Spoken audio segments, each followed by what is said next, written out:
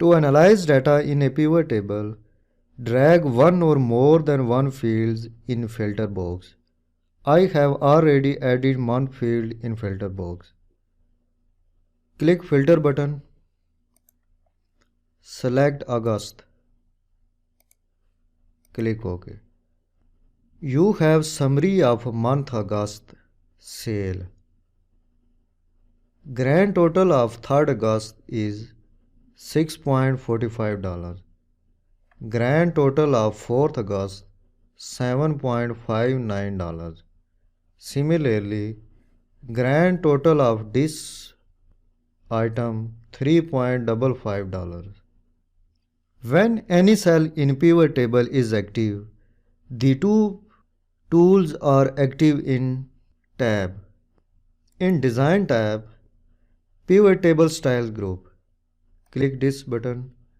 You have many options here. I select this style. In Pivot Table Styles Options group, check Banded Row box, check Banded Columns box. In Analyze tab, you can summarize data by using these options. In Filter group, click Insert Slicer. I select two slices. Check date and check month. Click OK. You have two slices here. Press mouse and drag here. Press mouse and drag here. Then resize slicer box. Click this slice. Click this slice. Options tool is activated. In Slicer Styles group, click this button. I select this style. Similarly, click this slice. In Slicer Styles group, click this button. I select this style. If you click month of July, Pivot Table shows summary of month of July. In Date slice,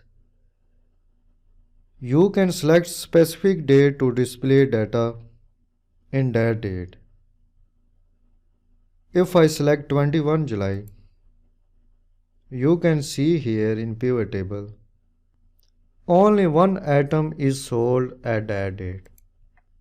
First, clear the filter to display data of all date.